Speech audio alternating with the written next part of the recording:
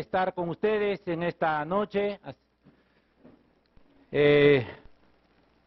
Si pudiera explicar lo que hay en mi corazón, me llevaría un tiempo y creo que no encontraría las palabras, porque la Biblia definió con una sola palabra el sentir de los cristianos, de los verdaderos cristianos cuando son perdonados en Cristo Jesús, y aquellos que viven juntos en armonía. La Biblia habló del gozo, y es un gozo que no puede ser fabricado por el mundo, no puede ser fabricado por el hombre. El hombre puede tratar de hacer todo lo que quiera, pero jamás va a poder tener el gozo dado por Dios. La paz también que sobrepasa todo entendimiento, ¿no? La paz de Dios es dada a personas que han cometido tantos pecados como nosotros, que hemos hecho lo malo, y que en un momento, por la gracia de Dios, alcanzamos su salvación. No porque nosotros lo merecíamos, no porque nosotros lo quisimos, sino porque Él lo dispuso así. Mucho tiempo, hermanos, hemos andado errando en nuestros caminos, creyendo que la salvación se lograba por lo que nosotros hacíamos. Y es cierto, vamos a ver en estos días este misterio de la soberanía de Dios y la responsabilidad del hombre, que aparentemente es algo contradictorio para muchos, y no pueden discernir espiritualmente estas dos verdades, pero estas dos verdades están declaradas en la Escritura, y el predicarlas como está en las Escrituras lleva honra y gloria a Dios, y nos quita a nosotros toda jactancia, y nos hace andar en un camino de santidad, nos hace andar en luz, y solamente el Señor es alabado y glorificado. Y nosotros vamos viendo nuestra real dimensión, a qué cosa nos llamó, por qué nos llamó. El falso evangelio te conduce a otro camino, te conduce a otro propósito, donde las personas se llevan la gloria, donde el predicador es honrado, donde se busca dinero, se busca prosperidad. ¿Por qué estas cosas? Y ellos dicen, pero también estamos predicando el evangelio. Si predicarían el evangelio, harían lo que la Biblia dice. ¿Y qué es lo que nos dicen las Escrituras? Que cuando el evangelio es predicado, hay salvación, porque el evangelio es poder de Dios para salvación. Y hay algunos que se dicen ser salvos, y no han sido salvos de sus malos pensamientos. Otros dicen ser salvos y no han sido salvos de sus adulterios. Otros dicen ser salvos y su codicia todavía reina en sus corazones. Otros dicen ser salvos y la inmundicia en su corazón reina, aunque quieren taparlo con una aparente religiosidad. Y la pregunta es, ¿salvos de qué? No pueden llamar a Cristo, al Salvador, su Salvador, porque no lo salvó de nada. Ellos dicen del infierno, sí, pero todavía no has sido lanzado allí, para saber si vas a ser salvado del infierno. La salvación que Dios produce en sus hijos es una obra visible hoy día. Dios tuvo el propósito no solamente de un día llevarnos a su gloria, sino en esta vida de darnos la vida de su Hijo. Y lo que Él dice en su palabra, nos llamó de las tinieblas a su luz, ¿para qué? ¿Para qué? Para anunciar las virtudes de aquel que hizo eso. Nos llamó para eso, dice Pedro en su carta. Entonces quiere decir que solamente aquellos que están anunciando las virtudes de aquel que nos llamó de las tinieblas a su luz admirable, como Dios tiene un propósito y Dios cumple ese propósito en todos sus hijos, entonces quiere decir que todos aquellos que hacen eso pueden dar testimonio de que han sido salvados, porque ese es el propósito de Dios. Muy bien, he empezado rápido diciendo varias cosas, pero ¿me están entendiendo, no, hermanos? ¿Sí? El pastor me ha estado compartiendo, Pastor Javier me ha estado compartiendo ya cómo muchos de ustedes han empezado a humillarse delante de Dios, han empezado a reconocer que Él es el que reina y que no hay gloria para nosotros, que no hay honras para nosotros, que solamente hay un Dios que debe ser adorado, honrado, servido. Y a eso nos conduce el verdadero evangelio, a honrar y a servir y a darle toda la gloria a Dios. Amén. Fíjense lo que creen algunos de Dios. Algunos creen que Dios está a nuestro servicio. Piensan de que Dios es nuestro secretario, que si nosotros le pedimos, Él va a hacer las cosas que nosotros le pidamos. ¿Ese es tu Dios? Algunos dicen, no, pero entonces la oración, vamos a ver lo que es la oración. La oración no es para torcer el brazo poderoso de Dios. La oración que hace un cristiano es para conformarse a la voluntad de Dios, para conocer qué es lo que Él quiere, qué es lo que Él nos pide. Y muchas veces pedimos cosas que no nos convienen, y el Espíritu nos ayuda. Así que, hermanos, por años hemos tenido un concepto errado de la oración, ¿no es cierto? Pídele a Dios, y vas a ver que Él te va a dar. ¿Así? ¿En qué parte de la Biblia dice eso? Él dice, si pedimos conforme, Él nos oye. Qué bueno es tener una congregación que conoce la Biblia. A veces he ido a lugares donde yo empiezo con un versículo y no se termina. Por ahí un hermano, otro hermano termina, pero acá veo que están respondiendo y todavía no hemos empezado. Bueno, voy a empezar ahora sí con el saludo, ¿no? Esta es la introducción. No podía frenar lo que Dios, para lo cual Dios nos ha traído. Hermanos, por la gracia de Dios, soy uno de los ancianos que está pastoreando la iglesia del Salvador en Barranco, una iglesia que tiene más de 20 años, 22 años. La empezó el hermano Paul Washer. Trabajó mucho tiempo y arduamente en la iglesia, enseñando el Evangelio del Señor, de la gracia de Dios. Pero para lección nuestra y lección de Él y enseñanza nuestra, Dios no obró como uno hubiese querido que obre. Y la iglesia tiene 22 años, pero podemos decir que hace 5 años Dios empezó un despertar. ¿Por qué? Porque Él quiso hacerlo. Toda la verdad del Evangelio que por años enseñó el hermano, tenemos sus conferencias grabadas, porque resulta que cuando comenzó este despertar y comenzamos nosotros a predicar y a enseñar, y entendíamos la verdad del Evangelio, comenzamos a enseñarlo, y algunos dijeron, pero el hermano, él no piensa así. Y estaban sus conferencias grabadas de hace años, que no están puestas en YouTube ni en nada de esas cosas raras, ¿no?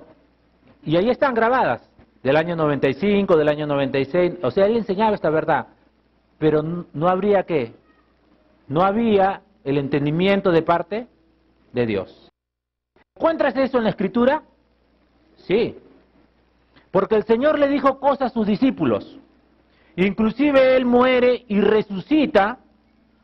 Y luego de su resurrección Él les dice, estas cosas son las que os dije cuando estaba con vosotros. Y luego le dice, entonces les abrió el entendimiento. Porque la obra ¿de quién es? De Dios. Entonces Dios empezó este despertar en medio de nosotros por su gracia. Este despertar, ¿saben cuál es la diferencia entre un despertar verdadero de Dios y uno falso? El verdadero despertar de Dios lleva gloria a Dios. ¿Y sabes lo que hace con el hombre? Lo humilla.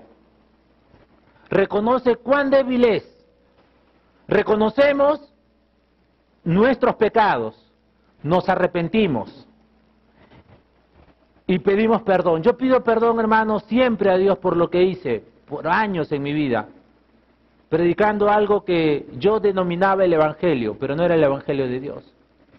Pero alguien me dijo, pero Martín, tú predicabas que Cristo murió y resucitó por nuestros pecados. Sí, también Cash Luna dice lo mismo. Los católicos dicen lo mismo. Eso no es el Evangelio. Cuando Pablo dice en 1 Corintios 15, y vamos a ver eso, a ti te toca ver eso acá, ¿no? No, a mí. 1 Corintios 15 dice que Cristo murió por nuestros pecados conforme a las Escrituras. De esa parte nos habíamos olvidado. Nosotros habíamos creído que Cristo murió por nuestros pecados conforme lo que nosotros creíamos. Pero fue conforme a las Escrituras. Y conforme a las Escrituras es que el Padre quiso quebrantar a su Hijo. Entonces yo no prediqué el Evangelio. Porque si no lo estarían predicando estas personas también. Hermanos, ¿quién no sabe que Cristo murió y resucitó? ¿Quién no sabe? ¿Tú crees que habrá alguien en Cali que no sepa esto? ¿Entonces saben el Evangelio? No. Porque eso es un hecho histórico. El Evangelio no se puede reflejar en una película. Billy Graham dijo que la película de la Pasión de Mel Gibson era el Evangelio de los Evangelios. ¡Qué desgracia! Porque ahí no está el Evangelio. Porque el Evangelio es una obra espiritual. Es una obra de Dios. No puede ser plasmada en una película. No puede ser. Tú no ves la ira del Padre allí. Tú ves a hombres crueles torturando a una persona. Y por eso lloras. ¿Y Cristo no vino para que lloremos? Por Él. ¿O sí? No. Él iba a la cruz. ¿Y qué le dijo a las mujeres? No lloren por nosotros, no lloren por mí, mujeres. Lloren por vosotras. Por el mal que os sobrevendrá. Así que Cristo vino para que nosotros lloremos por nuestro pecado. ¿Te das cuenta? Aún yendo a la cruz, Él estaba hablando de lo que el Padre iba a hacer con Él. Padre, ¿por qué me has desamparado? Hermanos, vamos a estudiar el Evangelio en estos días, vamos a ver que para el mundo es una locura esto. Es una locura, porque no la puede entender. No quiere entenderlo. No busca a Dios. Y les decía que en medio del testimonio estoy enseñando, pero hermanos, esto no solamente, como ustedes saben y son testigos, ha pasado en un lugar, en Perú, no, esto está pasando en todas partes del mundo.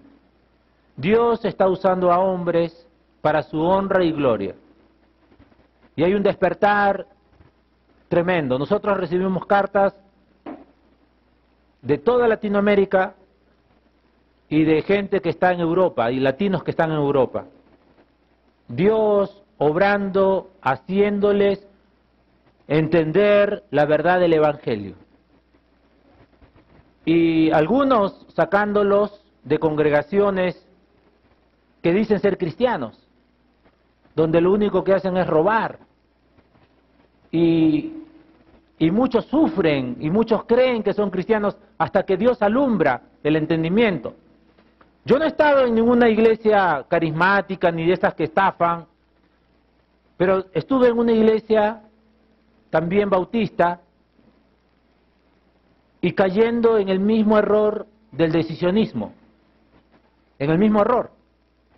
Haz una oración para que Dios te salve.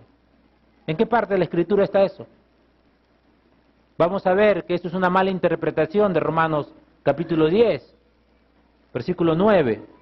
Eso es por no situar el texto en su contexto. Pero eso hicimos por años, por años.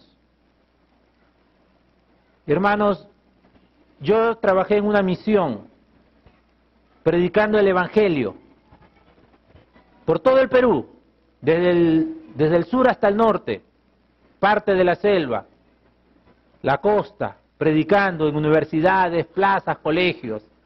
Cientos de decisiones, cientos de decisiones. Traíamos bolsas de los papelitos con sus nombres, sus direcciones, traíamos bolsas. En un momento dijimos, ¿por qué no les dejamos las decisiones al pastor para que trabaje? Bueno, pero cuéntalas, porque es importante. Había salidas evangelísticas que pasaban las 1000 personas. A veces llamábamos al pastor y les decíamos, pastor, ¿y cómo va? ¿Cómo está la obra? La obra andando, le dice. Y de las personas que tomaron decisión, ¿cuántas hay? ¿Qué de lo que ustedes hicieron? Sí, ¿cuántas hay? Ni uno, hermano. Ni uno.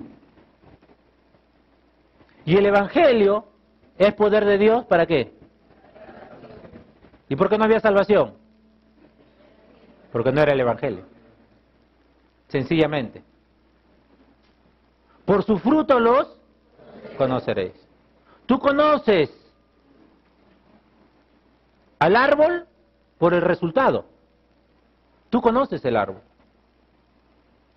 Y por años hemos estado trabajando y labrando una tierra sin frutos.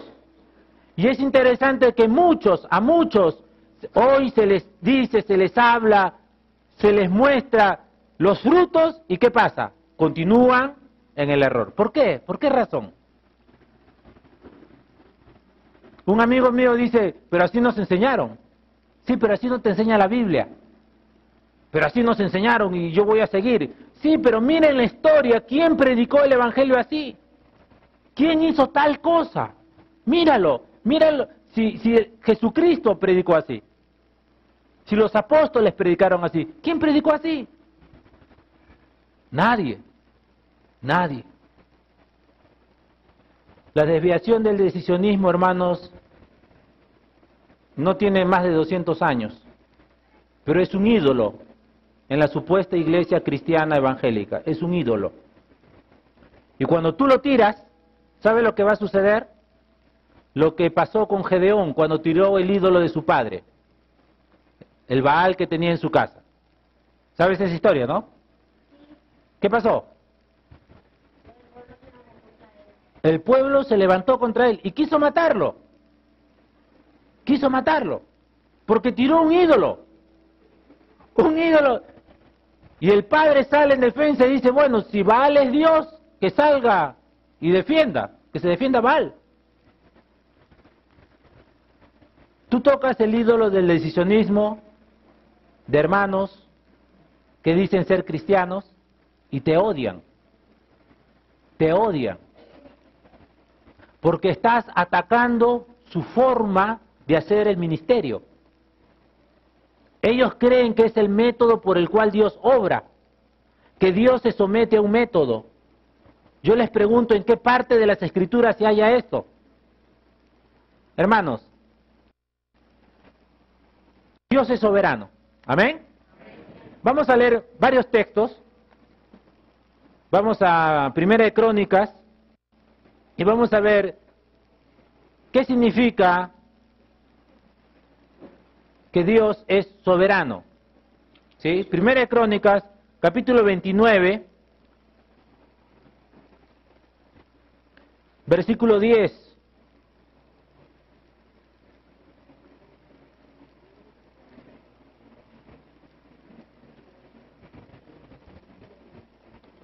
Y es tan importante, hermanos, estudiar, meditar en esta verdad en las Escrituras, porque hay dos extremos en cuanto, dos errores, cuando uno entiende mal la soberanía de Dios. Y son dos errores que los hijos de Dios no cometen. pero los indoctos e inconstantes tuercen la Escritura para su propia perdición.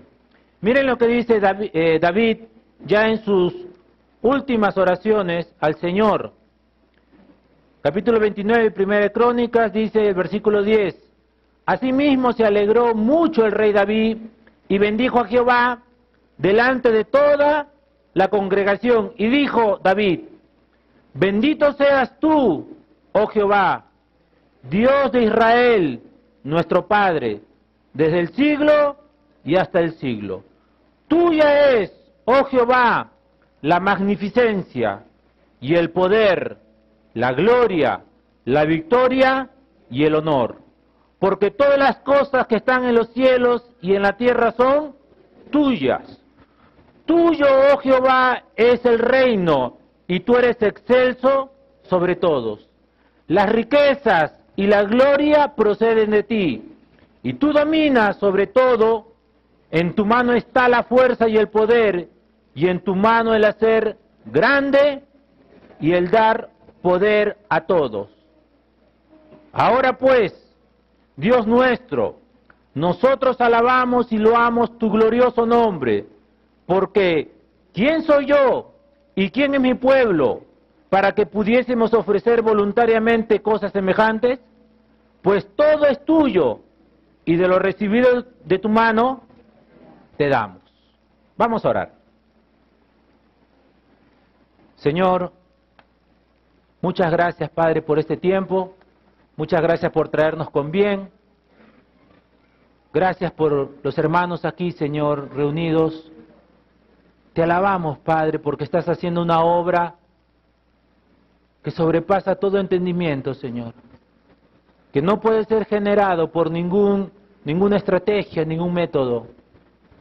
Ni siquiera juntándonos todas las mentes de este mundo, todos los hijos tuyos pudieran hacer lo que tú estás haciendo ahora, Señor.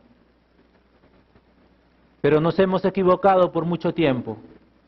Hemos andado, Señor, en la búsqueda de nuestra gloria, de nuestra fama. Hemos amado, Señor, y codiciado posiciones. Hemos blasfemado tu nombre, Señor, por no estar haciendo tu voluntad, por no sujetarnos y someternos a tu palabra. Hemos hecho, Señor, según nuestros caminos.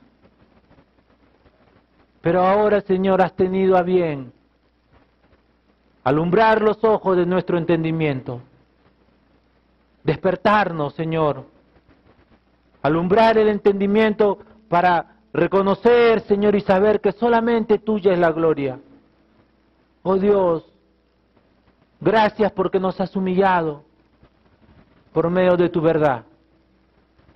Te suplicamos, Señor, te damos la honra y la gloria en Cristo Jesús.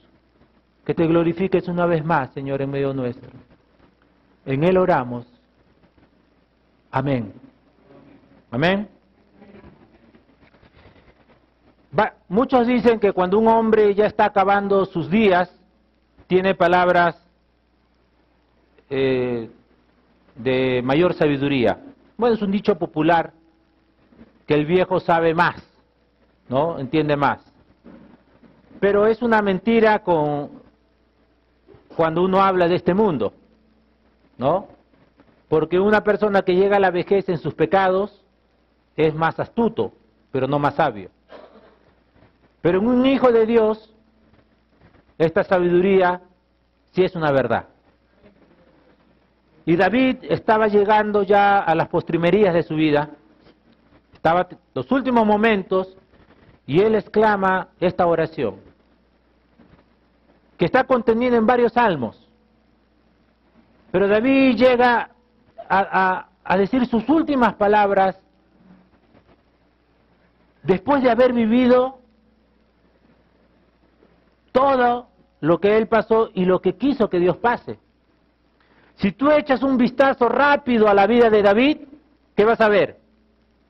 Un muchacho empezando allí con valor, enfrentando a un valiente, tocando delante de Saúl para que el espíritu malo huyese, luego perseguido por Saúl, luego librando batallas en la clandestinidad, pero rogando a Dios, fortaleciéndose en el Señor, siendo perseguido. Luego Dios lo trae al reino, porque él no lo buscó nunca. Dios lo trae al reino y le da victorias y victorias y victorias. En un momento Dios quita su mano restrictiva y David se desliza.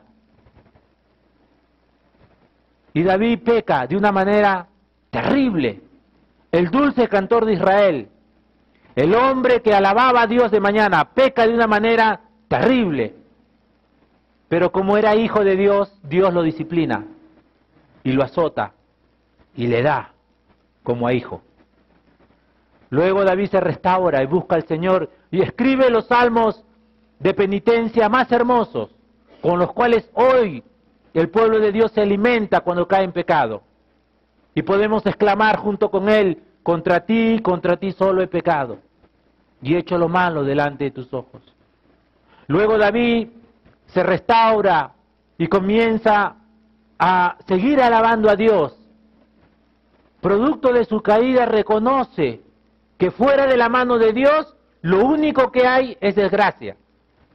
Y ya no quiere apartarse nunca más, ni nunca más lo hace. Nunca más da rienda suelta a un deseo suyo. Y se afirma en las cosas del Señor. Aún el pecado en nuestra vida, hermanos, Dios lo usa para que nosotros nos aferremos más a Él. Y ya David luego libra batallas finales. En un momento se le va el valor, el valor no, sino las fuerzas, aunque tenía valor, pero ya no podía enfrentar las batallas. Y un hombre le dice: ya no puedes salir con nosotros, te van a matar. Y ya no tenía las mismas fuerzas con las que empezó, venciendo a un gigante. Y ya el hombre está listo para partir. Y dice lo siguiente: te alabamos, bendito seas tú, oh Jehová, Dios de Israel, nuestro Padre. Es una oración de los hijos de Dios, que reconocen a Dios como Padre. ¿Qué significa esto? Hay muchas personas que rezan el Padre Nuestro, ¿no es cierto? ¿No? Dicen: Padre nuestro, que estás en los cielos, se lo saben de memoria. Pregunta: ¿Dios era su Padre?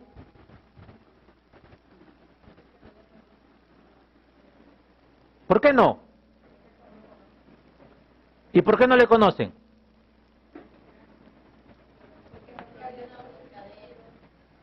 Porque no han sido engendrados por Él. La Biblia dice que Dios es el que engendra a sus hijos. Todo el mundo sabe San Juan 1:12. ¿Y el 13? Mas a todos los que recibieron, a los que creen en su nombre, le dio potestad de ser hechos hijos de Dios. ¿Los cuales?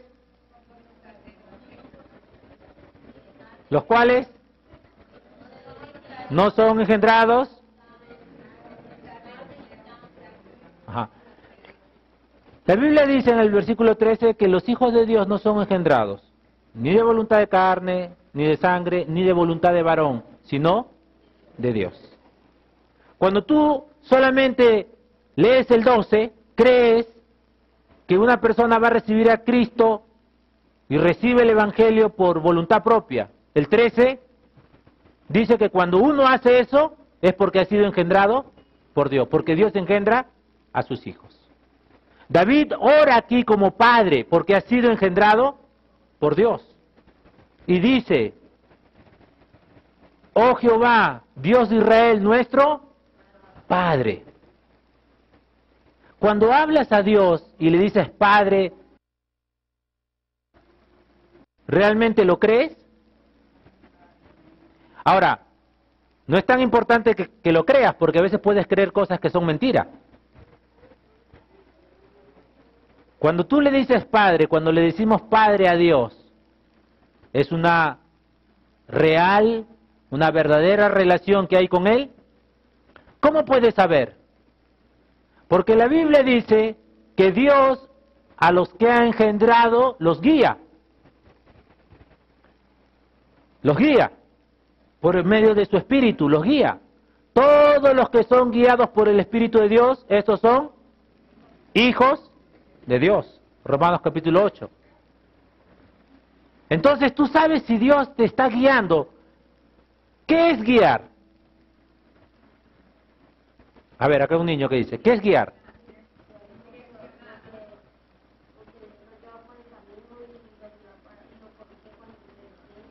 Ajá. Por ejemplo, hay muchos que han guiado a sus hijos al local de la iglesia, ¿no? De pequeñitos tú lo has guiado. ¿Cómo has hecho? Primero lo traías en brazos, ¿no? Lo traías porque no podía caminar solo. No le ponías los pañales y tú salías primero y decías, sígueme. No, tú los traías. Luego ya seguía creciendo, todavía te obedecían y tú le agarrabas de la mano y los guiabas, ¿no? Llegan a los 10, 12 años, ¿qué pasa? Ajá. Pero llega tu hijo a los 12, 13 años, ¿y qué sucede? ¿Por qué razón? Porque tú solamente le has guiado en un camino de la cuadra de tu casa al local de la iglesia, mas no lo guiaste en el camino del Señor. Hay una diferencia. Hay una madre que hace 2 semanas me dijo, pero yo siempre llevé a mi hijo a la iglesia. Ese fue su error. Ese fue su error. Llevar su niño a la iglesia, y el error suyo, ¿sabes cuál fue? Que usted depositó su labor en otras personas. Que usted trasladó lo que Dios le dijo que usted haga a otras personas. La iglesia no está para transgredir el mandamiento de Dios. Los padres tienen que criar a sus hijos. Y usted erró, y usted pecó. Por eso tiene un hijo así.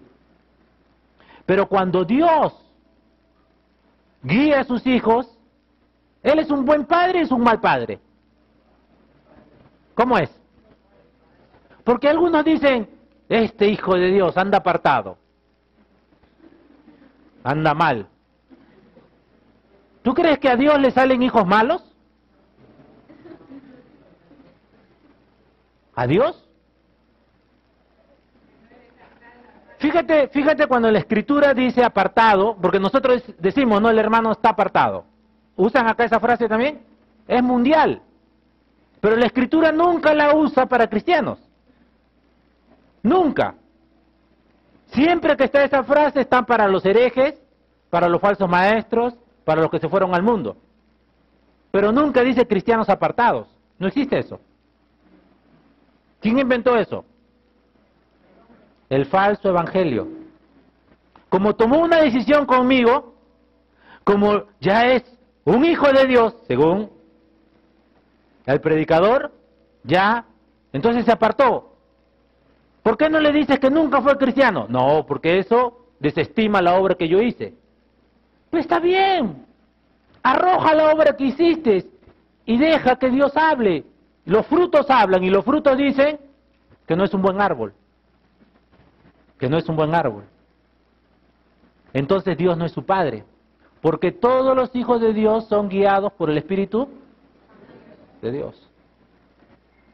Texto, ¿dónde está ese texto?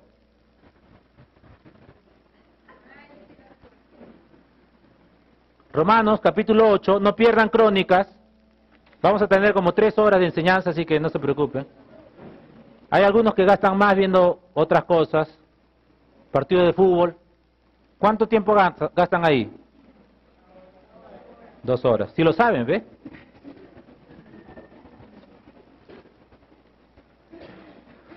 Romanos capítulo 8, versículo 14 dice, pues todos los que son guiados por el Espíritu de Dios, estos son hijos de Dios. Clarísimo, ¿no? ¿Tienes que ser un gran teólogo para entender este texto? No. Ves a un cristiano que dice ser cristiano, pero no está siendo guiado. Tú dices, no está caminando en los caminos del Señor. También es otra forma de decirlo. Pero guiado, ¿qué quiere decir? Llevado, direccionado, ¿qué más?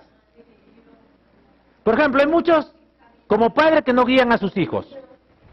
No guían a sus hijos. Sus hijos se levantan, hacen lo que quieren, toman el desayuno cuando quieren, comen lo que quieren, ellos no guían sus vidas. Cuando entran al servicio militar, ellos tienen un duro choque ahí, porque hay una persona que los va a guiar. Y ellos se van a querer, ¿qué? Rebelar ante eso. ¿Ahí se van a levantar a la hora que quieren? No. ¿Van a hacer lo que quieren? ¿Se van a cortar el pelo como quieren? ¿Van a hablar lo que quieren? ¿Qué van a hacer? Se van a someter porque va a haber alguien que los va a guiar. ¿Qué relación hay con esa persona que está haciendo eso? ¿Hay una relación de amor? ¿Parentesco familiar? Nada. ¿Y por qué se somete? ¿Y por qué tú siendo tu padre, su padre de ellos, su madre, no se somete a ti? ¿Sabes por qué? Porque ellos saben guiar. Y porque tú no sabes guiar. Dios sabe guiar a sus hijos. La psicología, hermanos, ha hecho tanto daño. Tanto daño. No, dice, el hombre es bueno, en el fondo es bueno. En el fondo está peor. Menos mal que no ves el fondo. Porque el Señor dice, de dentro del corazón salen los malos pensamientos. ¿Y saben cuál es el problema? Que nosotros a estos que no son guiados, pero que hicieron una decisión, ¿cómo los llamamos? Hermanos. El otro día, estaba yo en mi casa, yo vivo en un barrio bien pobre en Lima, y yo asistí desde los 5 años a la iglesia. Dios me separó desde allí, aunque no me salvó desde allí. Yo entendí el Evangelio mucho después. Pero esa iglesia llegó a tener como 300 miembros, más o menos, miembros, ¿no? Que iban a esa iglesia. El otro día llegó el pastor que la había fundado. Entonces una hermanita en la calle me para y me dice, Martín, ¿no sabes qué? ¿Qué? Viene el pastor de la iglesia, Francisco Maguiña, va a tener una reunión, ¿sí? Y estamos invitando a los ex hermanos. ¿Cómo? Sí, estamos invitando a los ex hermanos. Y le digo, ¿y tú eres hermana? Bueno, yo, claro, estoy apartada, pero yo soy hermana. Hace 30 años que no vas a un culto de la iglesia. ¿Y eres hermana? ¿Por qué crees que eres hermana? Bueno, yo recibí a Cristo. Ahí me dijeron. A mí me dijeron que si yo le digo, pero mira el Evangelio. No, yo no quiero saber nada de eso. ¿Se dan cuenta? Y nos llaman, hermano, ¿cómo está? ¿Y qué le respondemos? ¿Y qué dice la Escritura? No os juntéis con ninguno que llamarnos hermano fuera fornicario, o ladrón, o borracho, adulto. Con el tal ni aún comáis. Hay algunos que por amor a sus amigos reciben a sus hermanos en pecado. Dicen, bueno, no lo voy a votar, pues. ¿Y por qué la Biblia es tan categórica en eso? ¿Sabes lo que va a hacer tu complacencia en el pecado? Le va a hacer creer que él es hermano. ¿Y sabes qué va a ser tu verdadera misericordia cuando tú le digas, ¿sabes qué? Realmente estás en pecado. Me gustaría que te apartes del pecado, que busques al Señor. No puedo estar contigo. Porque aquel que tú dices ser tu padre, es mi padre. Y tú lo estás blasfemando y yo lo amo. Y tú estás haciendo que su nombre sea deshonrado. No puedo comer contigo. Hasta que honres a Dios. ¿Se van a enojar contigo? Sí. ¿Y el Señor qué dijo acerca de su venida? Alegría vine a dejar a la tierra. ¿Qué dijo? Espada. ¿A poner qué? En disensión. Pero Señor, paz en la tierra. Gloria en los cielos. A los hombres de buena. ¿Y quién tiene buena voluntad? Sus hijos. Muy bien, los engendrados por Dios. Estoy introduciendo varias cosas para lo que vamos a tratar en estos días. Pero fíjate cómo empieza David su oración. Y él dice, Padre, nuestro Padre. Hermanos, hay muchos cristianos que dicen que Dios es su Padre. Pero ¿sabes por qué Dios no es su Padre? ¿Por qué puedes saberlo? Porque Él no los castiga. Porque en la guía del Señor está su disciplina. La disciplina consiste en que el Señor enseña, nos da su palabra, nos dice, por aquí es el camino, por aquí es el camino. ¿Qué pasa con el cristiano? Muchas veces peca, no se deleita en el pecado, pero peca. Su vida no es caracterizada por el pecado, pero peca. ¿Y qué hace Dios con ese hijo que peca? Lo que muchos no hacen con sus hijos. Los disciplina. Y los azota. Han querido cambiar esa palabra, pero los azota. ¿Tú alguna vez has azotado a tu hijo? ¿Sí? ¿Lo has parado ahí en un poste? ¿Sí? Le has amarrado para que no se mueva y has agarrado un látigo y le has dado. ¡Fua! Así no es. Pero cuando la Biblia dice que Dios azota, habla de lo que hicieron con Cristo. Es la misma palabra. Nosotros no hacemos eso con nuestros hijos porque eso lo provoca ira. Pero ¿por qué dirá el Señor que nos azota? Miren lo que hizo con David cuando pecó.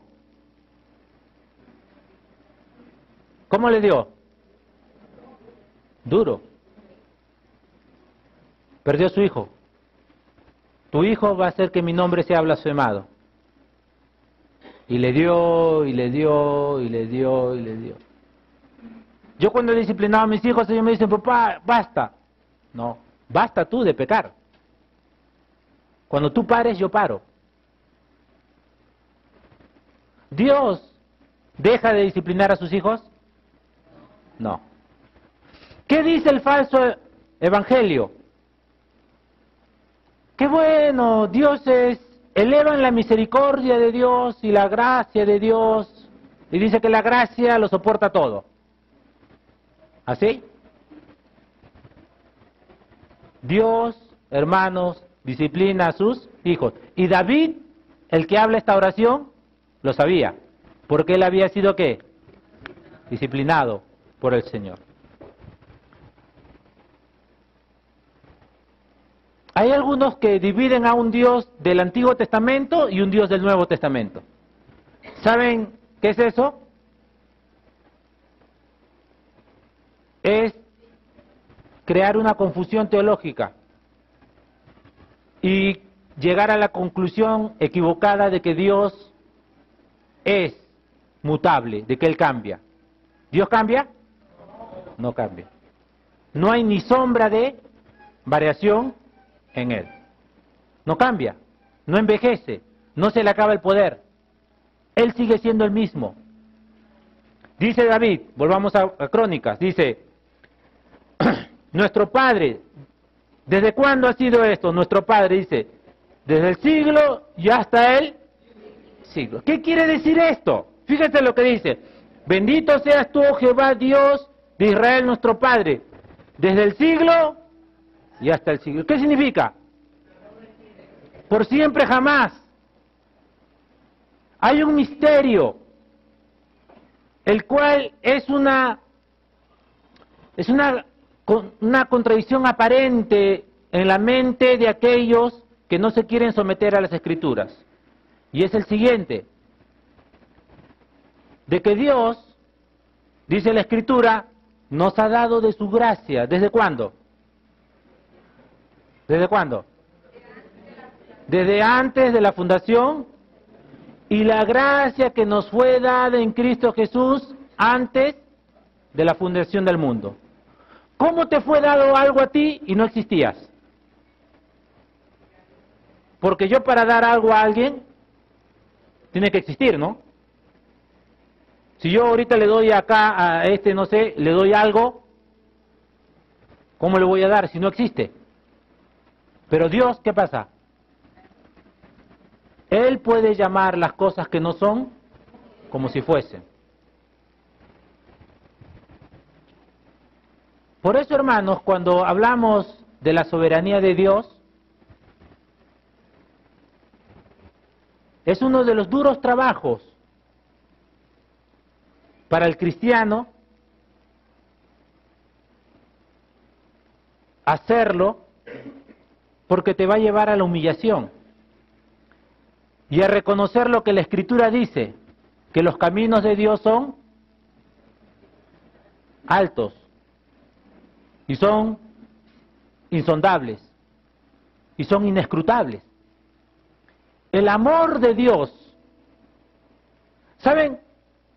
Vamos a estudiar acerca del amor de Dios en estos días. El amor de Dios no es como el mundo cree. Hoy día veníamos con el hermano y había un carro que decía, sonríe, Cristo te ama. Sonríe, Cristo te ama. ¿A quién se lo dice supuestamente esa frase? ¿Para qué colocan una frase en el parachoque de un auto? Para que todo el mundo lo lea. Entonces, esa frase está para todo el mundo. Entonces, tendríamos que terminarla. Sonríe, Cristo te ama. Si no te arrepientes, te va a enviar al infierno. ¿No es cierto? Es una verdad. Pero solamente se quedan con la primera verdad. Claro. No les gusta la verdad.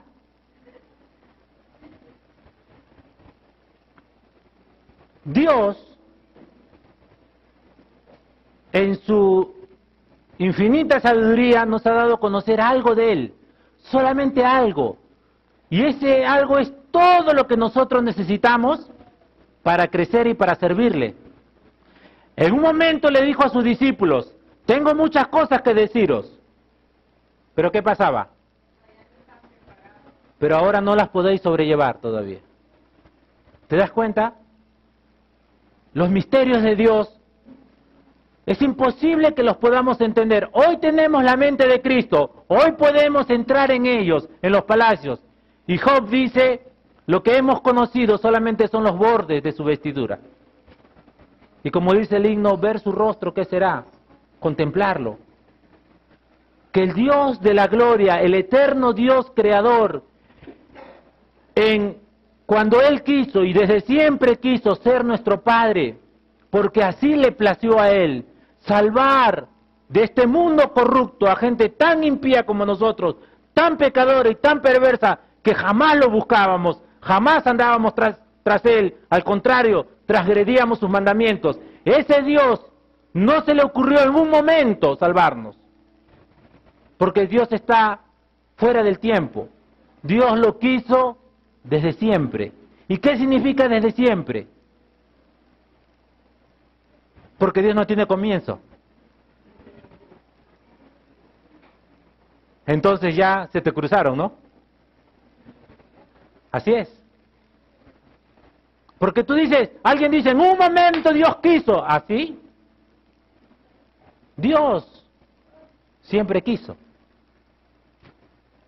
Cuando Él dice que Él nos predestinó desde antes de la fundación del mundo, cuando Él dice que nos fue dada su gracia antes de los siglos, ¿cómo es esto? Explícalo. ¿Saben qué han hecho los grandes teólogos con estos versículos? ¿Saben qué han hecho? Se han postrado y han dicho, tus pensamientos son más altos, no los puedo entender. Como Saulo, como el apóstol Pablo. ¿Qué es lo que él hizo? Cuando termina de hablar de la elección, de la soberanía de Dios, ¿cómo termina? Pero ¿cómo termina sus declaraciones ahí en Romanos 11? Es una adoración a Dios. Leámoslo.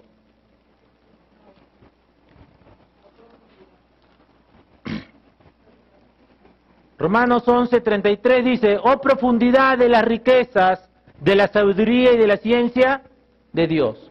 Cuán insondables son sus juicios e inescrutables sus caminos.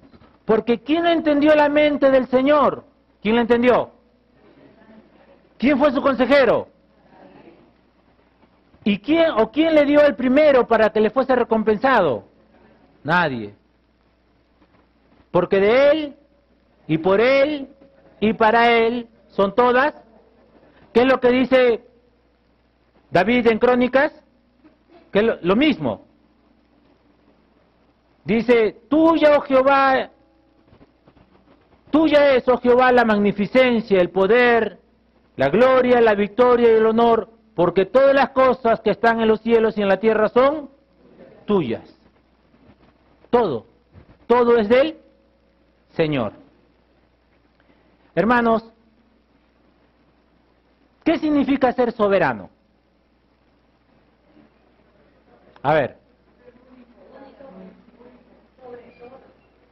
Que está sobre todo. Bien, ¿qué más?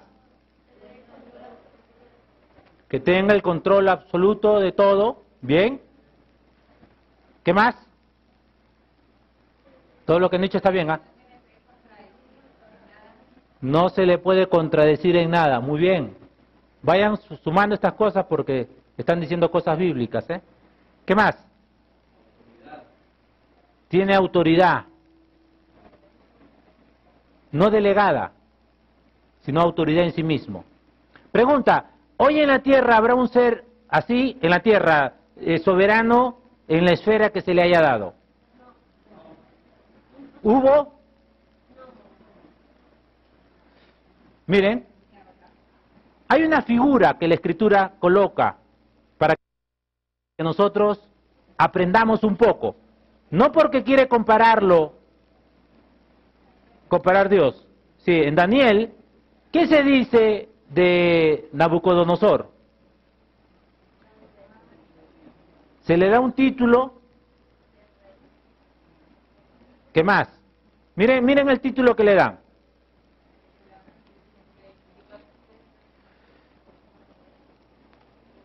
Daniel capítulo 2.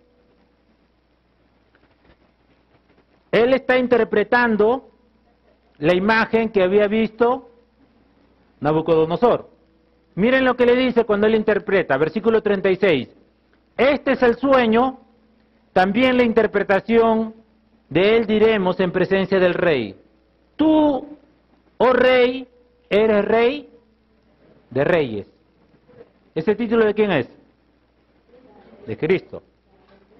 Y la interpretación le dice así Daniel a Nabucodonosor.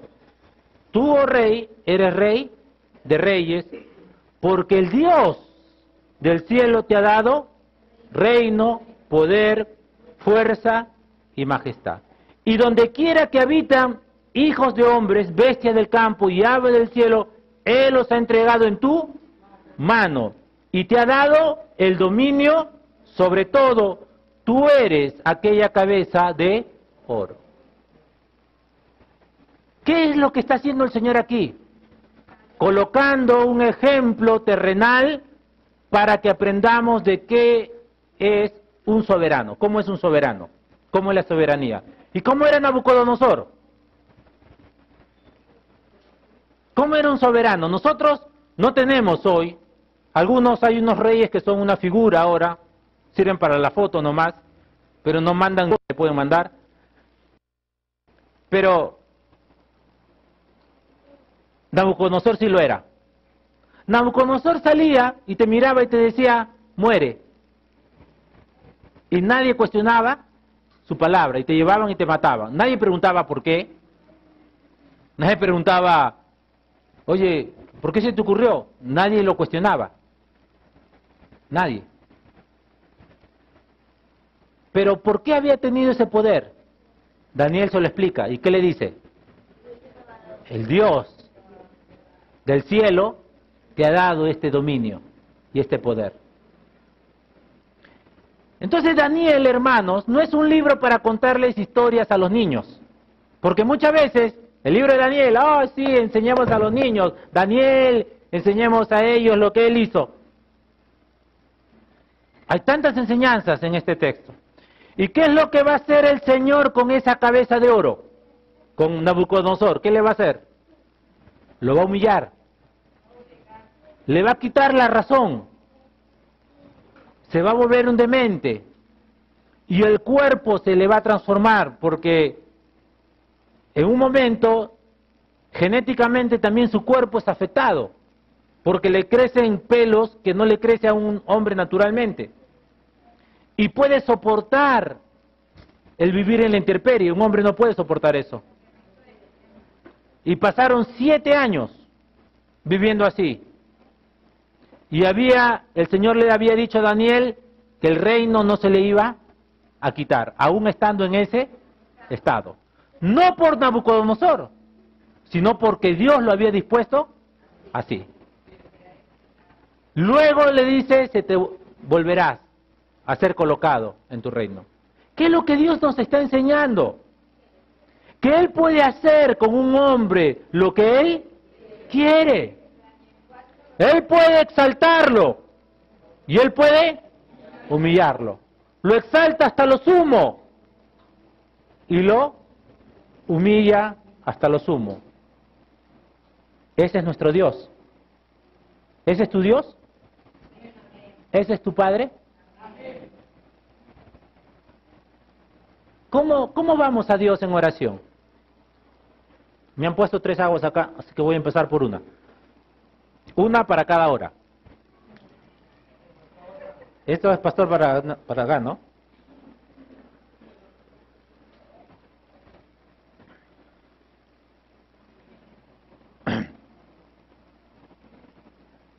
Miren,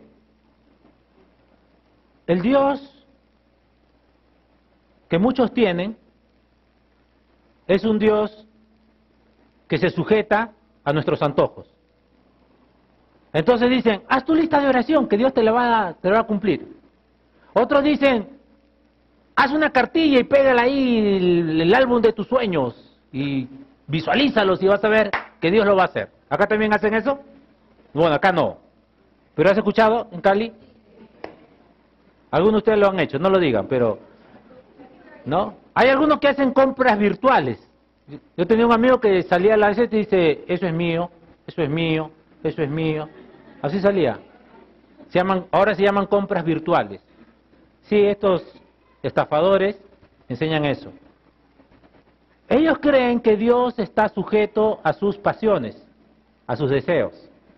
Inclusive hay algunos que están diciendo, fíjate las herejías que están diciendo, Señor, yo no me quiero envejecer. Yo quiero ser bella, las mujeres. Otros están diciendo, yo quiero que el Señor me opere. Como el Señor hace todas las cosas bien, yo quiero que Él me haga. Y tantas aberraciones que ya no dan risa, hermanos. Ya dan asco lo que ellos dicen. Es terrible. Ellos no entienden que Dios es soberano. ¿Qué significa soberano? Todo lo que ustedes han dicho.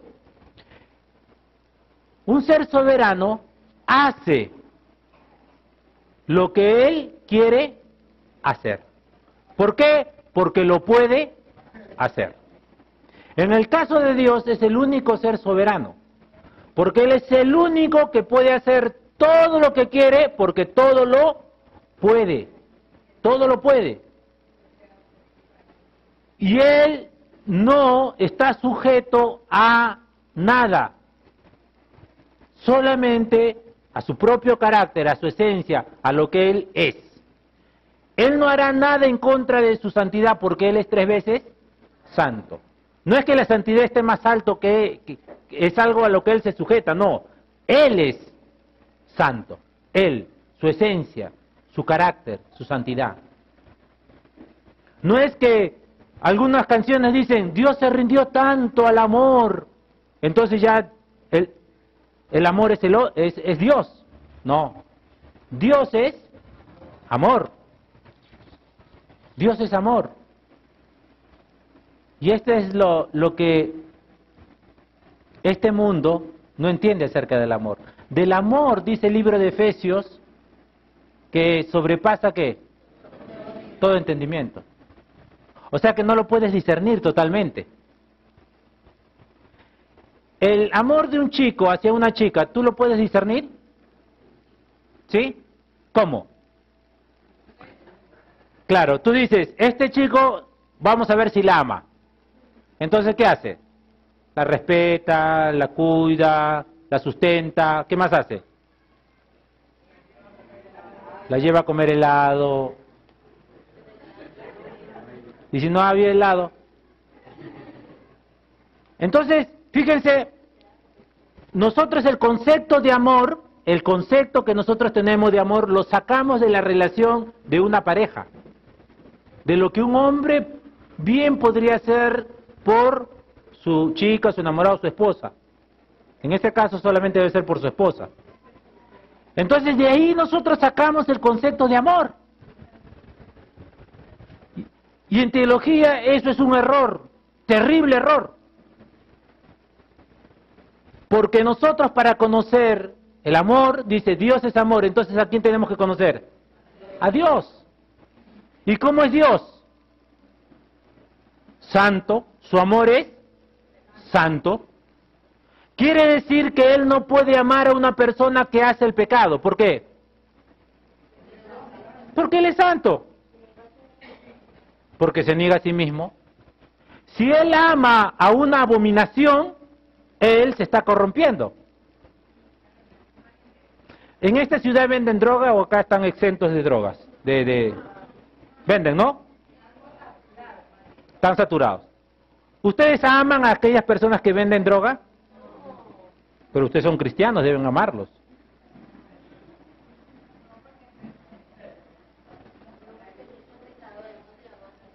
¿Por qué?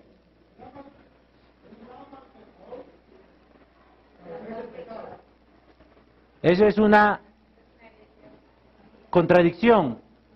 En la Escritura jamás dice que Él ama al pecador, sino que Él aborrece al impío, al pecador. Miren, ¿Dios a quién va a enviar al infierno? ¿A quién va a enviar al infierno? Vuelvo a preguntar, contéstenme nomás, no me expliquen, contéstenme. ¿Dios a quién va a enviar al infierno? ¿Al pecador? ¿Al pecador va a enviar al infierno? Muy bien, o hacer la pregunta de otra manera. ¿Quién es pecador? Todos. ¿Estamos de acuerdo con eso? Porque si dice lo contrario, ya está diciendo una herejía. Por cuanto todos y están... ¿Por qué no dice la Escritura, por cuanto todos pecaron y a pesar de eso, Dios los ama? ¿Por qué los destituye? ¿Por qué nos destituye? Por cuanto todos pecaron. Dios va a enviar tu pecado al infierno o te va a enviar a ti. ¿Dios separa el delito del delincuente? Muy bien. ¿La justicia lo hace? En ninguna parte. Es una falacia decir algo que no se puede llevar a la práctica. ¿Quiénes están en las cárceles? Los que han cometido. ¿Por qué no llevas el asesinato a la cárcel y dejas el asesino afuera? Porque no puedes separarlo. No puedes separar el delito del delincuente, no lo puedes separar. Pero algunos predicadores lo han hecho. Dios jamás lo ha hecho. David pecó, ¿sí o no? ¿A quién castigó David? ¿A quién castigó el Señor? A David. Porque él había pecado. El alma que pecare, esa morirá. ¿Se da cuenta? Lo que pasa es que nosotros hemos personificado el pecado. Entonces cuando Dios dice, Dios ama, Dios odia el pecado. Bueno, ¿qué es para odiarlo? ¿Dónde está? Pues tiene que ser algo, un ser. No, luego dice, bueno, pero es mi actitud. Ah, entonces, ¿de dónde sale? De acá. Entonces, es digno y es justo que Dios abomine ¿cuál? La raíz Del pecado. ¿Y de dónde sale el pecado? Del corazón. ¿De dónde salen los malos pensamientos? De nuestro corazón. Vamos, eso es muy importante para entender el Evangelio. Porque cuando Dios vino a salvar, Él no vino a salvar a personas que sanas. ¿Quién es sano? Dios no vino a salvar a personas que querían ser salvas. ¿Quién quiere ser salvo? Ya levantó una niña la mano. Está acostumbrada. ¿Quién quiere ser salvo? Nosotros hemos creído que las personas realmente quieren cambiar. Sale a predicar por Cali a ver quiénes quieren cambiar. Párate en un bar, en una cantina y ponte a la puerta y vas a decir, hoy día nadie toma acá, nadie se emborracha, por encima de mi cadáver. Te mata. Ahí está. Ahí está.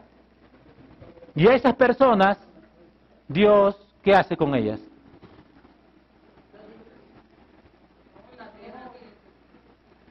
Muy bien. Estoy tocando varias cosas porque esta es una introducción a lo que vamos a ver. ¿Sí? Estoy hablando de soberanía, estamos hablando de la justicia de Dios, y no hablando de la justificación, sino hablando de la justicia de Dios. ¿Para qué están colocadas las autoridades, supuestamente están colocadas, las autoridades en un país? Para guardar el orden, ¿no es cierto? Entonces, ¿y ellos qué hacen con los delincuentes? Los castigan, los apresan y los llevan a un justo lugar. En todas partes del mundo, no importa qué idioma hables, no importa qué religión tenga, el mal se castiga. Pero nunca se separa el delito del delincuente. Nadie hace eso. En la Escritura jamás hicieron eso. Cuando había un hijo que uno tenía y era contumaz, rebelde, ladrón y borracho, ¿qué es lo que decía la Escritura? Sáquenlo y apedréenlo. ¿Por qué no apedreaban su pecado y a él lo dejaban vivo? ¿Me están entendiendo ahora? Difícil, ¿no? Porque hemos creado un concepto, una idea de que Dios actúa así porque yo creo que es así. Dios actúa así porque a mí me parece que Él es así. Pero ¿por qué no sacamos a Dios de las Escrituras en lugar de sacarlo de nuestras mentes? ¿Sabes quién es el que dijo que Dios odia el pecado y ama al pecador? ¿Sabes quién fue el que dijo eso? Mahatma Gandhi. Un hombre que no creía en Dios. En el Dios de las Escrituras no creía. En nuestro Dios no creía él. Es un concepto errado, falso. Miren lo que dice Dios. Salmos. Ustedes los que han visto algunas prédicas saben eso. Sí. Primeramente Salmo capítulo 2.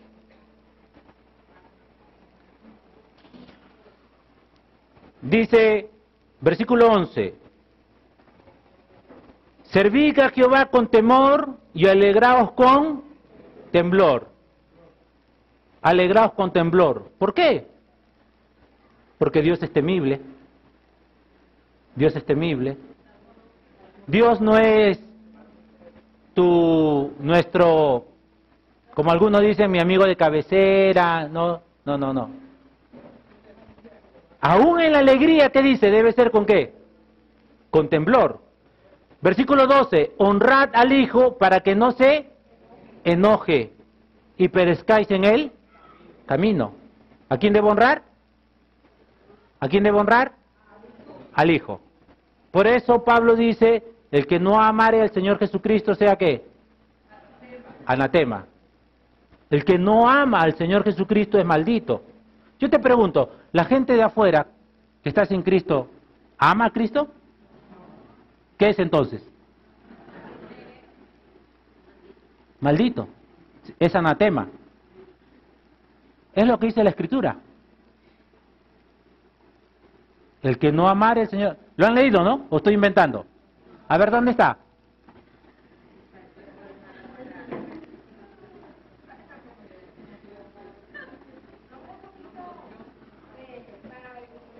Bueno, vamos a llegar ahí, pero no quiero perderme Salmos. Está en Corintios está.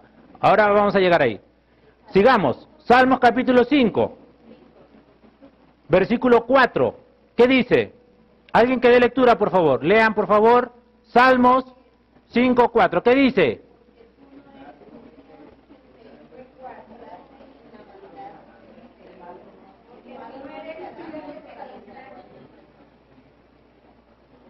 Porque tú no eres un Dios que se complace en la maldad.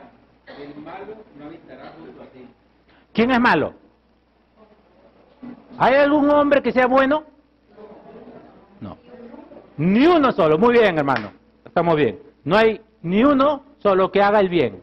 Entonces el malo, sí, ahorita, el malo no habitará junto a ti, dice. Los insensatos no estarán delante de tus.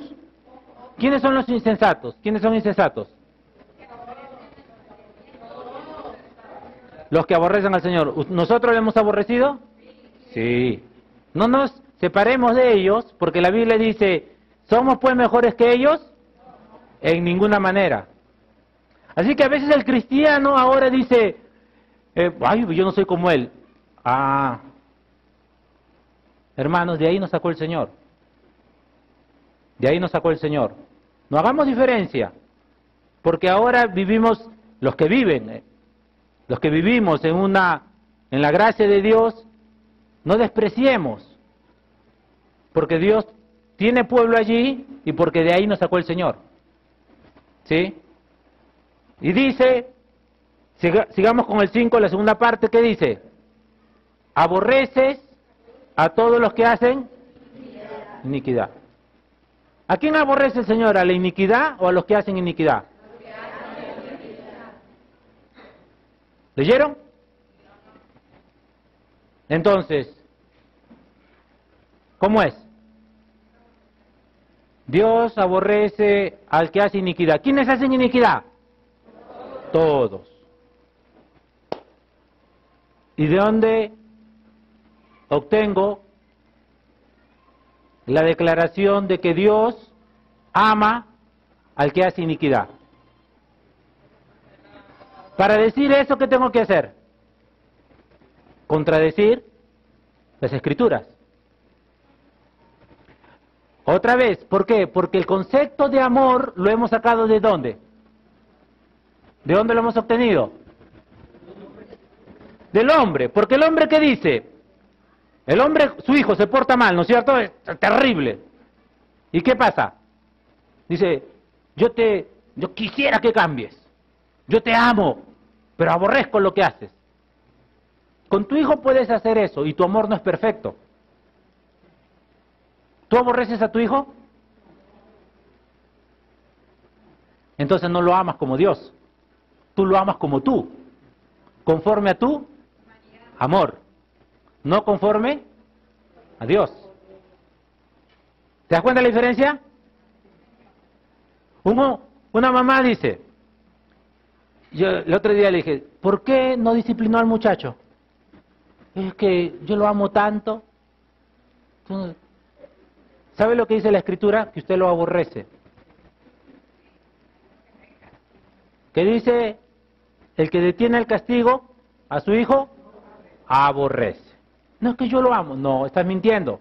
Tú lo amas según tu amor y según lo que tú crees que es amor. Pero Dios con sus hijos, ¿qué hace? Los disciplina, los castiga.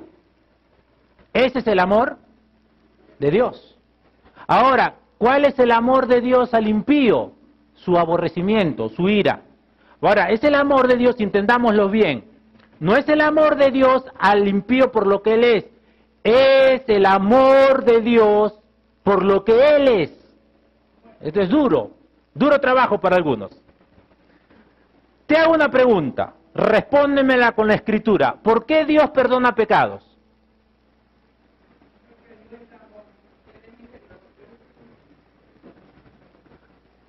¿Cuál es la base del perdón de Dios por nuestros pecados? ¿Arrepentirse? Si un delincuente se arrepiente, ¿el juez lo perdona? ¿Dios lo perdona? ¿Así? ¿El arrepentimiento compra gracia?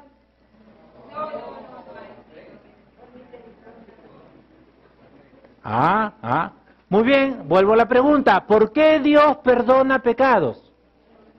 Respóndemelo con un texto de la Escritura.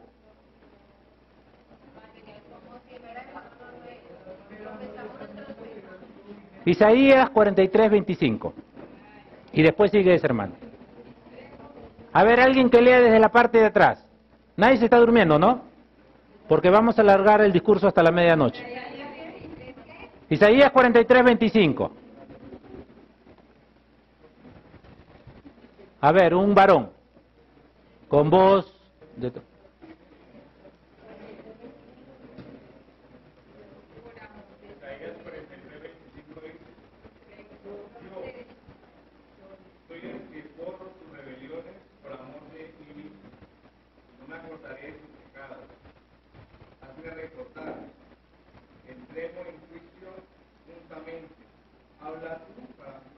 Ajá.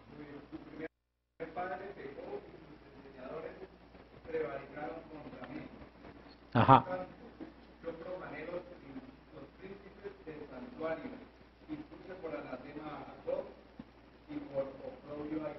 Muy bien. Como le digo, estamos hablando de todos los temas, un poco de cada tema, luego ya mañana empezamos con todo. ¿Qué dice el texto? ¿Por qué Dios perdona pecados? ¿Te parece medio raro esto? Ajá. Dios no te perdona pecado por lo que tú eres, ni por lo que yo soy. Porque por lo que nosotros somos, nos aborrece. Porque somos ¿qué? Pecadores. ¿Ya estás entendiendo? Dios no nos perdona el pecado por lo que nosotros somos. Porque nosotros ¿qué somos? Dice Isaías, el mismo que escribe esto. Desde la planta del pie hasta la coronilla, ¿qué es el hombre? Hinchazón y podrida llaga. Así nos describe, ¿no? ¿Te gusta esta descripción? ¿Tú amas a una persona así en ese estado de corrupción? ¿Te gustaría casarte con alguien así? Ya sacaron la lengua algunos. Pero ¿qué es lo que dice? Cuando un profeta va a hablar, habla al pueblo, ¿qué usa? Usa un lenguaje para ser entendido, para que podamos entender nuestra condición delante de Dios. Y Isaías empieza a hablar en el primer capítulo, hablando de nuestra condición del hombre. ¿Y cómo es? Así de corrupta. Hinchazón y podrida llaga. No hay nada sano. No hay nada bueno.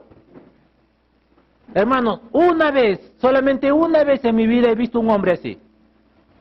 Una vez entré a un hospital a predicar y un hombre, desde la planta del pie, toda la planta del pie, todo el cuerpo, no había 1 centímetro cuadrado que no estuviera infectado. Así, no le podían poner nada. Yo le comencé a hablar de Cristo y él comenzó a llorar. Yo le hice una pregunta y cuando él abrió se le rompieron los labios y comenzó a sangrar. Le dije, yo no hables más. Espérate, yo te hablo. Y él comenzó a llorar. Hermanos, era así. ¿Sabes qué se me vino a la mente?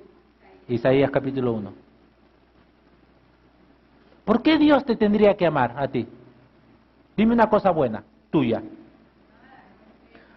Porque para amar algo, ¿qué pasa? Tiene que haber un objeto que deseable, correcto, que yo pueda ser atraído. ¿Por qué te enamoraste de tu esposa?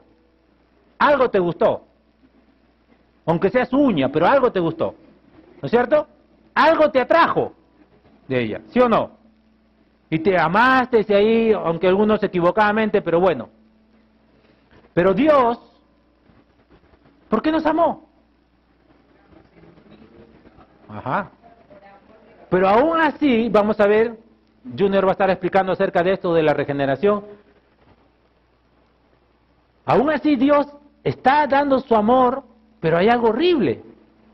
Cuando Él describe el estado de su pueblo, Él habla de una mujer menstruosa y una mujer andando tras sus amantes, y peor que una ramera, dice, que no ya pide, no cobra, sino más bien paga a sus amantes. ¿Ha leído esa parte en el profeta? Y así nos encontró el Señor, dice. Y coloca otro cuadro, y otro cuadro, y otro cuadro, o coloca frutas podridas. Nunca nos compara con nada bueno. Nunca. Pero nosotros, encargados de la cosmiatría, ¿no? Nos arreglamos, nos peinamos, nos queremos parecer, ¿qué? Lindos por fuera, pero por dentro, ya el Señor habló de lo de dentro. Entonces, te vuelvo a preguntar, ¿por qué Dios, el Dios soberano, el Dios de la gloria, el Dios 3 veces santo, nos tendría que amar? No por lo que nosotros somos, sino por su amor. Pero vamos a ver eso que antes, cuando el Señor derrama su amor y nos hace objeto de ese amor y derrama su amor en nuestros corazones, lo hace regenerando nuestros corazones. Nos da un corazón nuevo. Miren Ezequiel 36, solamente para mencionarlo. Como dije, estoy tomando varias cosas. Junior, el hermano que me acompaña, va a estar. Y este te va a doler más. Si este texto no acaba con tu humanismo, ándate a tu casa y mira un partido de fútbol. Miren lo que dice. Dice, Ezequiel 36, dice, versículo 21, pero he tenido dolor al ver mi santo nombre profanado por la casa de Israel entre las naciones, ¿a dónde fueron? Por tanto, di a la casa de Israel, así ha dicho Jehová el Señor, no lo hago por vosotros, oh casa de Israel, sino por causa de mi santo nombre, el cual profanasteis vosotros entre las naciones a donde habéis llegado. Va a hablar del nuevo pacto, de lo que Dios hace hoy con su pueblo, con la iglesia. Y Él está diciendo que no lo hace por nosotros. ¿Cómo te duele eso? Es como si tú un día, tu esposa te preguntara y te dijera, querido, ¿me amas? Y él te diría, sí, te amo. ¿Y por qué me amas? Bueno, porque Dios me lo manda. ¿Te gustó eso? Pero gracias a Dios que Dios lo manda, es que te ama tu esposo, si es que te ama. Porque si no habría ese mandamiento, no te amaría. ¿Te das cuenta cómo conceptualizamos nosotros el amor? No, mi esposo me tiene que amar por, a ver, dime algo bueno tuyo. Ahí el orgullo de la mujer, ay, ay, ay. ¿Te duele, no? A ver, dime, ¿tus ojitos? ¿Qué? ¿Por qué te tendría que amar? Tus ojos te los dio el Señor. ¿Por qué Dios, tu esposo te tendría que amar? Porque Dios lo manda. Se acabó, ¿no? Porque si tú dices por tu belleza, se te va a acabar tu belleza. Muchachitas, jovencitas, vas a ser como tu abuela. ¿Sí? Vas a ser como tu abuela. Y no estoy ofendiendo a las abuelitas, vas a ser como tu abuelita. Entonces, gracias a Dios, Dios manda que los hombres amen a sus mujeres, a su mujer, ¿no? Ahora, fíjate, el Señor está diciendo, no lo hago por vosotros, sino por causa de mi santo nombre. Así que Dios no me ama por lo que yo soy, no. ¿Cómo te voy a amar por lo que eres? Señor, ¿no lo haces por mí? ¿Por qué lo haría por ti? ¿Qué gloria hay en ti? ¿Qué cosa buena tienes tú para hacer algo para tu gloria? Escribimos el Salmo 151 entonces para ti. ¿La alabanza para quién es? Para el Señor. Fíjense lo que sigue diciendo. Todo lo que va a hacer por causa de su santo nombre. Miren. Y santificaré mi grande nombre profanado entre las naciones, el cual profanasteis vosotros en medio de ellas. Y sabrán las naciones que yo soy Jehová. Dice Jehová el Señor, cuando sea santificado en vosotros delante de sus ojos. Y yo os tomaré de las naciones, y os recogeré de todas las tierras, y os traeré a vuestro país. Esparciré sobre vosotros agua limpia, y seréis limpiados de todas vuestras inmundicias, y de todos vuestros ídolos os limpiaré. Os daré corazón nuevo, y pondré espíritu nuevo dentro de vosotros, y quitaré de vuestra carne el corazón de piedra, y os daré un corazón de carne. Y pondré dentro de vosotros mi espíritu, y haré que andéis en mis estatutos, y guardéis mis preceptos, y los pongáis por obra. ¿Quién está haciendo la obra? ¿Por qué? ¿Porque tú se lo pediste?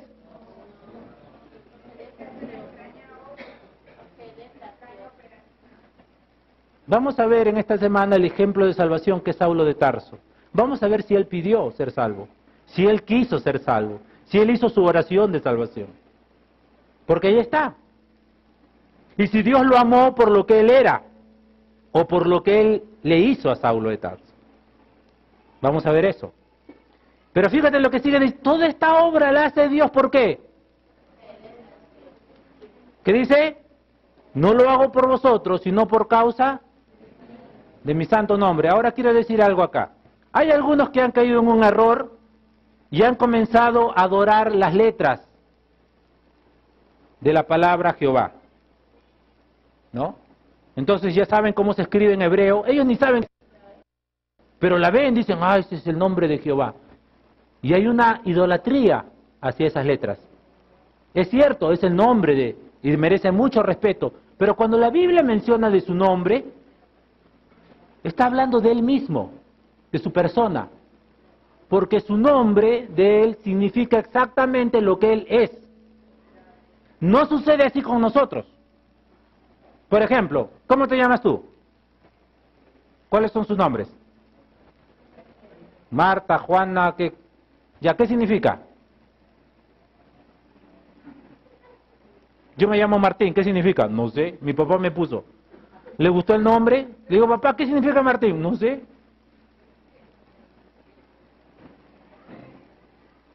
Hay un Martín que por ahí está en las cárceles, y hay otro acá que está predicando, no significa nada el nombre. Pero cuando se habla de Dios, de Jehová, se habla de un solo Dios verdadero. Y cuando se habla de su nombre, se habla de Él.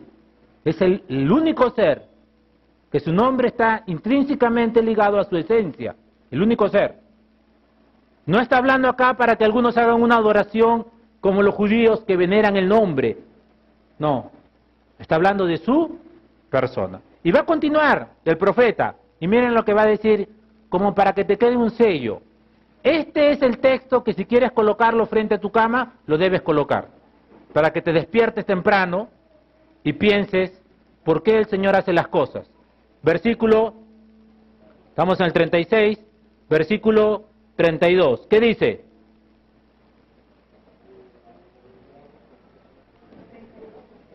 (36:32) ¿Qué dice?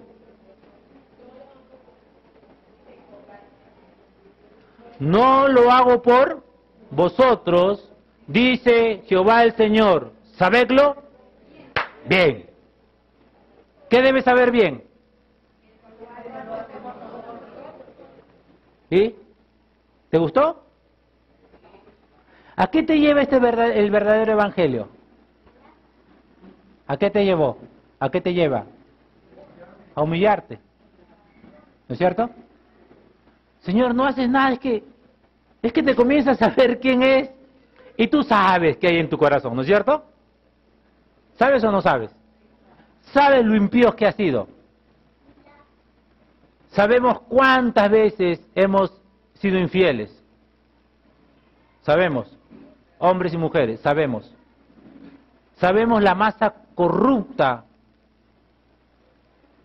en la cual Dios operó para darnos un nuevo corazón. Sabemos eso.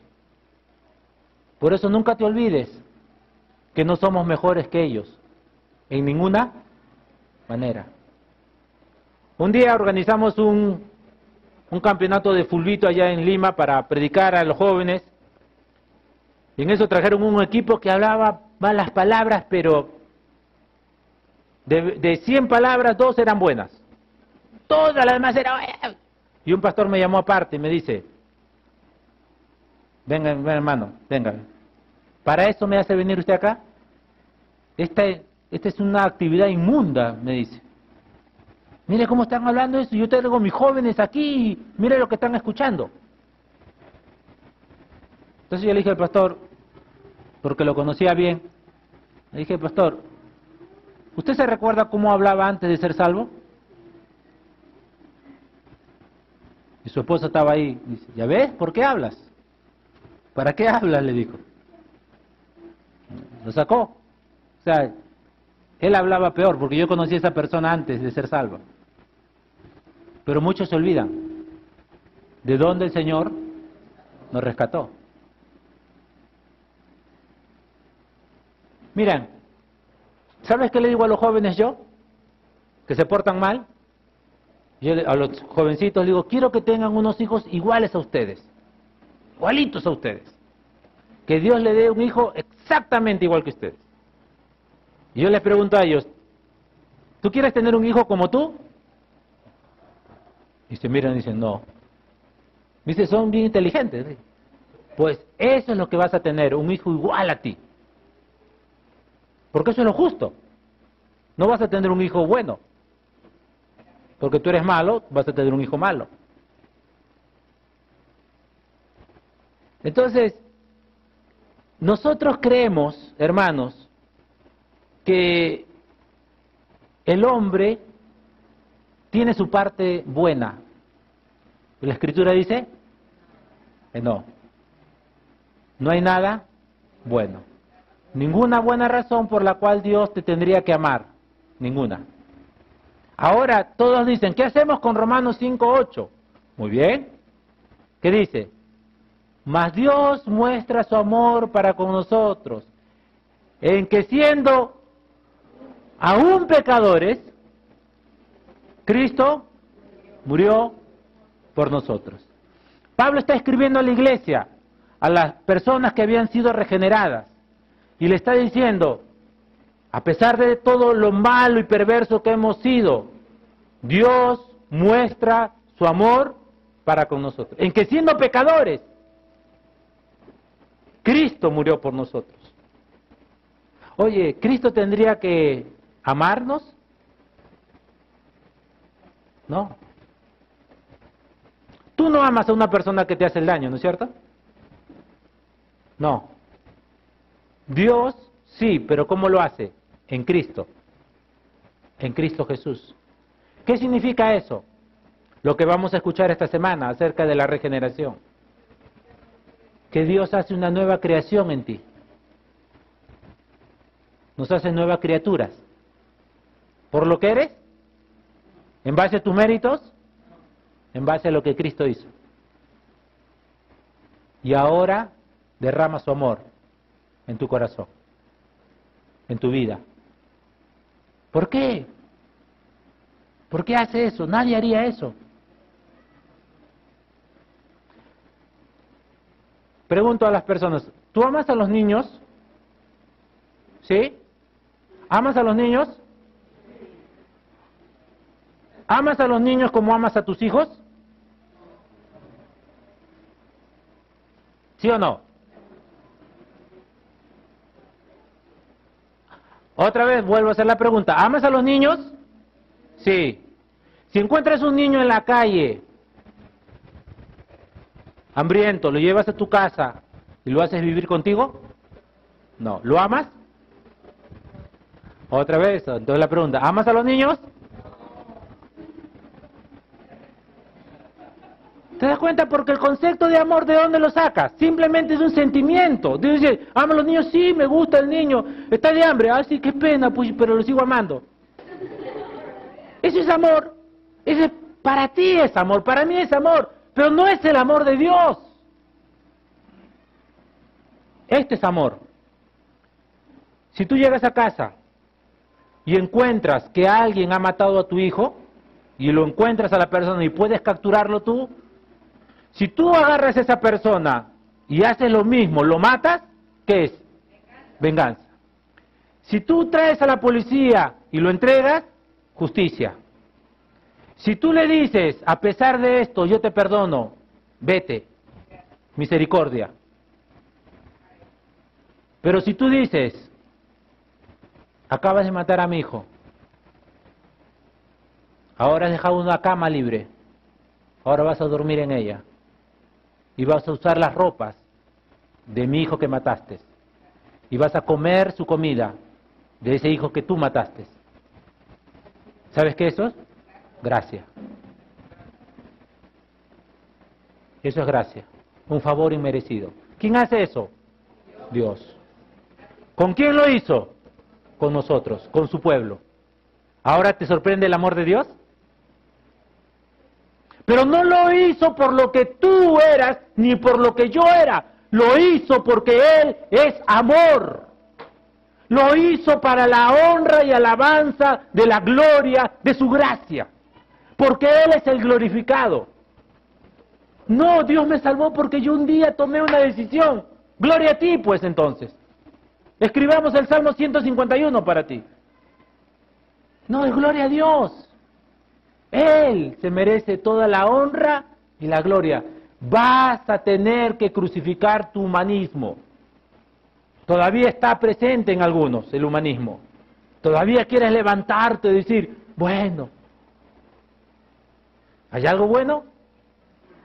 Mujeres que todos los días te arreglas, que todos los días te ves al espejo más de lo necesario, que todos los días te arreglas que el pelo te quede bien, vas a tener que presentarte delante de Dios para que Él te muestre tu inmundicia y muestre el amor en Cristo Jesús. Ustedes tienen una lucha más grande porque están llenas de vanidad, por lo que el mundo les ha enseñado a vivir en vanidad. Amarse, amar. ¿Por qué se aman? El Señor dice en Jeremías capítulo 9, no se alabe el sabio en su sabiduría, ni el rico se alabe en sus riquezas, ni el valiente en su valentía. Pero alábese de alabarse el que se hubiere de alabar en esto, en conocerme que yo soy Jehová. ¿Te puedes alabar en eso? ¿En conocer a Jehová? ¿Sabes qué pasó con un amigo mío cuando le hablamos del Evangelio de Cristo? Él dice, mi Dios no es así. El Dios que tú me has mostrado no es así. Ah, qué...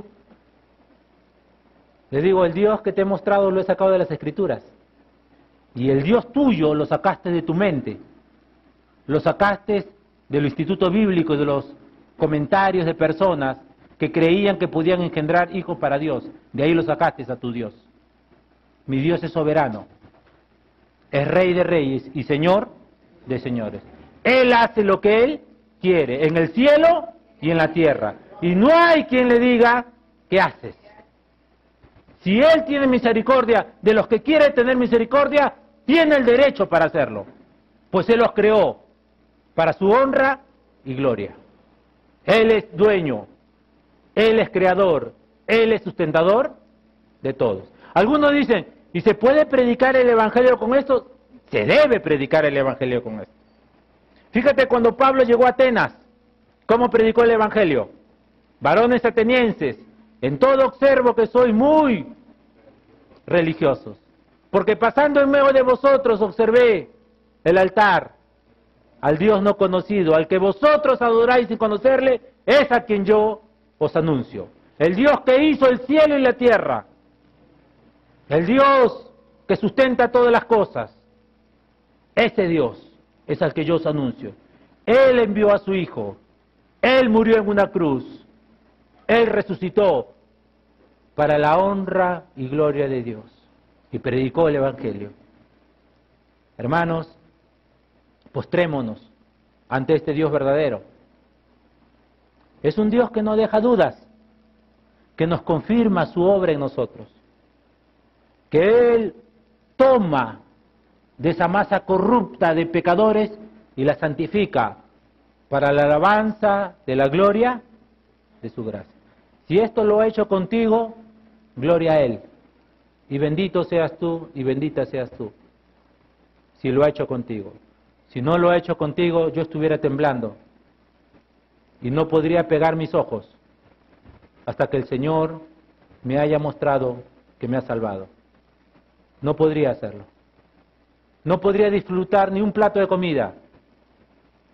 No podría tener ningún momento de alegría si no supiera que mis pecados han sido perdonados en Cristo Jesús.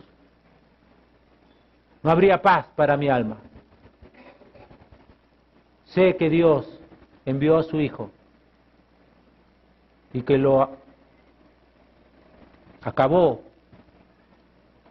que lo humilló para salvar a una masa corrupta como yo. Por eso lo lavo, por eso le sirvo. Por eso venimos a predicar y anunciar el Evangelio. No para hacernos famosos. ¿Quién está tras fama? Aquellos que no conocen el Evangelio de Cristo. El siervo de Dios, ¿saben cómo es? Empieza como siervo. ¿Y saben cómo termina? Como siervo. Un siervo de Dios. Y ojo, todos somos siervos de Dios. Romanos capítulo 6 dice eso. Hay algunos que dicen, tratan a los pastores, ¿no? Dice, bueno, ha llegado el siervo de Dios. ¿Y tú qué cosa eres si eres cristiano? Siervo también. Todos somos siervos. Romanos capítulo 6 dice, y habiendo sido, dice, vamos a leer para terminar. Yo podría seguir, pero ustedes ya se cansaron. Miren lo que dice Romanos capítulo 6. Para que te consideres siervo de Dios verdaderamente. No es un título de algunas personas. Romanos capítulo 6, versículo 17 dice, pero gracias a Dios que aunque erais esclavo del pecado, habéis obedecido de corazón aquella forma de doctrina a la cual fuisteis entregados. Y libertados del pecado, vinisteis a ser siervos de la justicia. ¿Qué más dice? Versículo 20, porque cuando eres esclavos del pecado, eras libre acerca de la justicia. Pero ¿qué fruto tenía de aquellas cosas de las cuales ahora os avergonzáis? Porque el fin de ellas es muerte. Mas ahora que habéis sido libertados del pecado y hechos siervos de Dios, tenéis por vuestro fruto la santificación y como fin la vida, libertados del pecado. ¿Qué dice? ¿Habéis venido a ser hechos siervos? No es un título para pastores, para misioneros. No, no, no. Todos los que han sido libertados del pecado son ¿qué? Siervos de Dios. Siervos de Dios. ¿Te consideras así? Te debes considerar si es que realmente eres un hijo de Dios. Si no, ven a Él. Humíllate delante del Señor. Vamos a orar. Señor, te damos gracias por tu palabra. Señor, hemos hablado de todo un poco, pero ha sido tu palabra, Señor, hablándonos. Sabemos que tú perdonas pecados por amor a ti mismo. Tú borras, Señor, nuestras rebeliones, no porque nosotros lo merezcamos, ni siquiera porque te lo hayamos pedido, Señor. Ahora como hijos te lo pedimos, pero cuando nos salvaste no vinimos a ti porque quisimos, sino tú nos trajiste, como prometía tu palabra y como promete aún. que todo lo que el Padre me da vendrá a mí, decía Cristo. Y el que a mí viene, yo no lo echo fuera. Que no vengamos, Señor, con nuestras propias fuerzas, sino vengamos convencidos por medio de tu palabra, que no hay nada bueno en nosotros por el cual tú nos debes amar, sino es por Cristo Jesús. Y es en Cristo Jesús, y es para Cristo Jesús. Gracias, Señor, por tu palabra. Gracias porque no has dejado, Señor,